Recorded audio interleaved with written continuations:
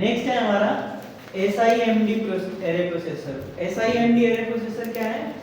Single instruction multiple data stream, यानी कि एक ही इंस्ट्रक्शन स्ट्रीम होगी मगर डेटा की स्ट्रीम बहुत सारी होगी। An SIMD array processor is a computer with multiple processing unit operating in parallel। इसमें क्या होगा? मल्टीपल प्रोसेसिंग यूनिट होंगी जो एक साथ काम करेंगी। पैरेलल मतलब एक साथ काम करेंगी। The processing units are synchronised. Synchronise मतलब उनमें आपसी में तालमेल होगा, तालमेल बिठाया जाएगा। मल्टीपल प्रोसेसर एक साथ रन करेंगे तो उनमें आपस में तालमेल तो होना चाहिए ना, कब कौन कैसे चलेगा, कितनी स्पीड होगी, क्या होगा।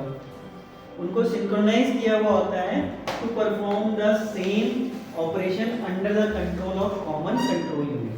एक कॉमन कंट्रोल यूनिट होगी जो सबको इंस्ट्रक्शन देगी। वो सब सिंक्रोनाइजेशन पहले से सेट किया हुआ होता है, डिजाइन इसी तरह से किया जाता है कि सब एक साथ एक जैसा काम करना शुरू कर दें। मतलब जैसे 4 आदमी रखे हैं तो चारों आदमियों को ट्रेनिंग दे दी है कि जब इंस्ट्रक्शन मिलेगी तो क्या करना है और कैसे करना है। ऐसे नहीं कि कह दिया जाओ काम करो, एक तो उधर जाके अपनी मर्जी से कर रहा है, एक उधर और एक उधर, सारे सिंक्रोनाइज हैं आपस में, उनका तालमेल। thus providing a single instruction stream. कैसे हुआ? एक ही इंस्ट्रक्शन स्ट्रीम आएगी, कहां से? कंट्रोल यूनिट से। Single instruction I add 1 to 100, 1 से लेकर 100 तक। ठीक है, वेक्टर प्रोसेसिंग कर रहे थे ना हम, तो 1 से 100 तक के लिए हमने दे दिया। एक ही इंस्ट्रक्शन आई कि 1 से 100 तक एडिशन परफॉर्म करना है। आगे इंस्ट्रक्शन, अब इसके लिए क्या है हमारे पास? पैरेलल यूनिट्स हैं। यही कहा हमने पहली लाइन में, प्रोसेसिंग यूनिट है हमारे पास पैरेलल। तो ये क्या करेंगी? सभी को एक साथ ये इंस्ट्रक्शन मिलेगी और यहां से ये मेमोरी से क्या करेंगी? सब अपना अपना डेटा ले लेंगी। ये कॉमन मेमोरी होगी जहां से सब अपना अपना डेटा ले लेंगे। जैसे मैंने आपको कहा कि यहाँ पर ये इतने सारे कंप्यूटर हैं, सभी कंप्यूटर को सबको क्या करना है? जाके अपना अपना रिज्यूम बनाओ। आपने क्या किया? मैंने सिंगल इंस्ट्रक्शन दी, आपने मल्टीपल डेटा यानी कि वैल्यूज ली, सामान उठाया और बनाना शुरू कर दिया जो भी बनाने को आपको कहा था। ठीक है, तो सबने क्या किया? अपने अपने हिसाब से डेटा जो रिक्वायर्ड था वो उनको मिल गया और सबने अपना अपना ऑपरेशन परफॉर्म करके हमें रिजल्ट दे दिया। तो क्या हुआ? Single instruction multiple data. ठीक है, यही आगे मेरे ख्याल से इसके डायग्राम में दिया हुआ होगा। A general block diagram is shown in figure 9.15। यहाँ पर अगर हम देखें तो यहाँ क्या है? मास्टर कंट्रोल यूनिट जो कि एक इंस्ट्रक्शन देगी सभी को कॉमन, और ये सभी को कॉमन इंस्ट्रक्शन जा रही है। पी मतलब प्रोसेसिंग एलिमेंट, जो अलग अलग प्रोसेसिंग यूनिट बोली ना उसको क्या कहा इसने? पीई।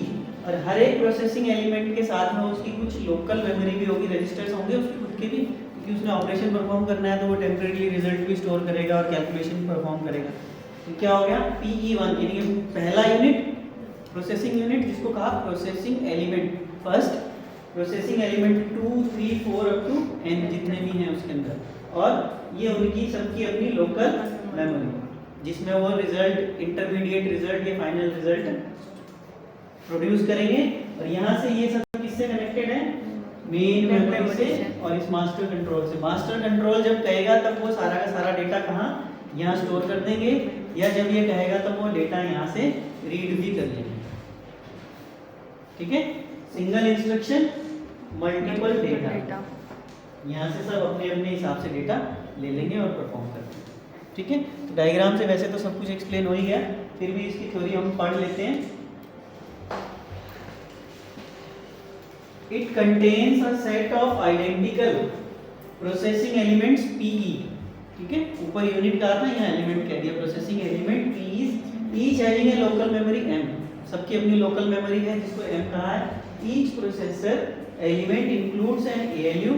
हर एक के अंदर क्या होगा? एक ALU होगा, एक फ्लोटिंग पॉइंट अरिथमेटिक यूनिट होगी, अ वर्किंग रजिस्टर्स होंगे। खुद का ALU होगा, खुद का फ्लोटिंग पॉइंट ऑपरेशन परफॉर्म करने के लिए यूनिट होगी और खुद की ही रजिस्टर्स होंगे। The master control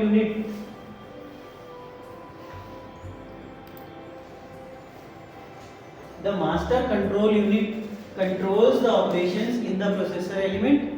master control unit सबको कंट्रोल करेगी। The main memory is used for storage of the program. Program store होगा मेन मेमोरी के अंदर। The function of the master control unit, master control unit का काम क्या होगा? To decode the instruction, instruction को डिकोड करना। Determine how the instruction is to be executed, decode करना कि क्या इंस्ट्रक्शन है और कैसे एग्जीक्यूट की जाएगी, ये मास्टर कंट्रोल यूनिट का काम होगा। उसके बाद फिर वो उनको बता देगी कि ये करना है, इस डेटा पर करना है, तो वो सारा अपना क्या करेंगे, टास्क परफॉर्म कर देंगे। Scalar and program control instructions are directly executed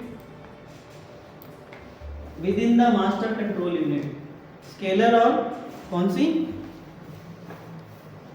scalar and program control instruction. Scalar मतलब सीक्वेंशियली जो रन होने वाली है वो, और प्रोग्राम कंट्रोल वाली जो इंस्ट्रक्शंस हैं वो डायरेक्टली कहाँ हो जाएंगी? मास्टर कंट्रोल यूनिट में ही एग्जीक्यूट हो जाएंगी। Vector instructions are broadcast to all PEs simultaneously. ठीक है, जो वेक्टर इंस्ट्रक्शंस होंगी, भाई नॉर्मल इंस्ट्रक्शन इसमें सीक्वेंशियली होना है तो उसमें तो हमें जरूरत ही नहीं है कि पैरेलल प्रोसेसिंग करें, क्योंकि वो ही सीक्वेंशियली रही है एक के बाद एक।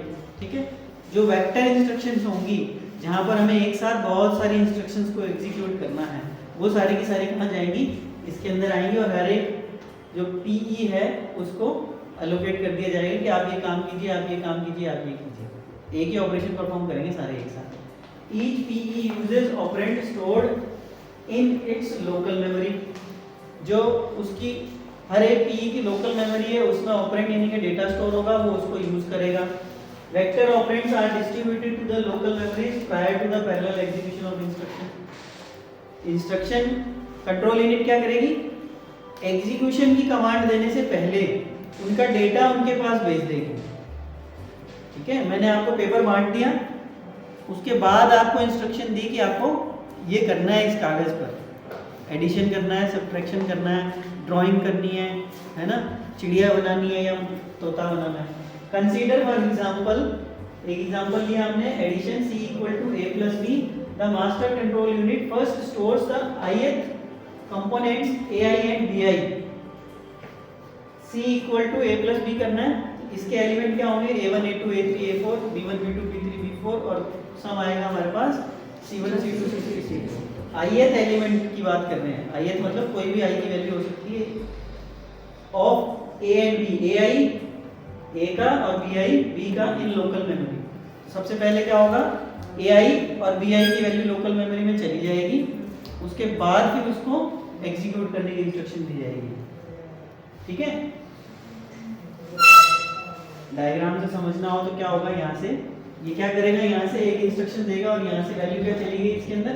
ai a1 b1 a2 b2 a3 b3 ऐसे करके सारी वैल्यूज आ जाएंगी। फिर ये इन पर ऑपरेशन परफॉर्म करके रिजल्ट वापस स्टोर कर देगा। ठीक है, इस तरह से होगा।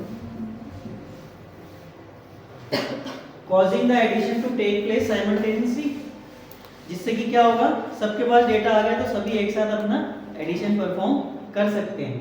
द कंपोनेंट्स ऑफ CI, जो C है, जो आउटपुट है हमारा, are stored in fixed locations in each local memory. जो लोकल मेमोरी है उसमें एक जगह फिक्स होगी जिसके अंदर आउटपुट स्टोर करना है। जैसे ही ऑपरेंड मिला, इंस्ट्रक्शन मिली, ऑपरेशन परफॉर्म हुआ, रिजल्ट लोकल मेमोरी में स्टोर हो गया। अब कंट्रोल मेमोरी क्या करेगी? उसको वहां से रीड करके मेन मेमोरी में लेके जाना। ठीक है, masking schemes are used to control status of PE during the execution of vector instructions.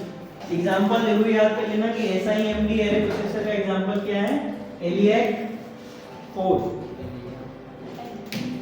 ILLIAC ELIAC 4। ठीक है, नाम है, कंप्यूटर के नाम दे रखे हैं, प्रोसेसर बनाए हैं जिन्होंने, जब भी कुछ फुल फॉर्म होगी सही इसकी भी है। ठीक है, तो ये SIMD एरे प्रोसेसर का एग्जांपल क्या है? ELIAC 4 computer developed at University of Illinois, जो कि university and manufactured by Burroughs corporation. जो भी ये एग्जांपल पढ़ लेना, एक लाइन लिखने के लिए और हो जाएगी हमारे पास, ठीक है।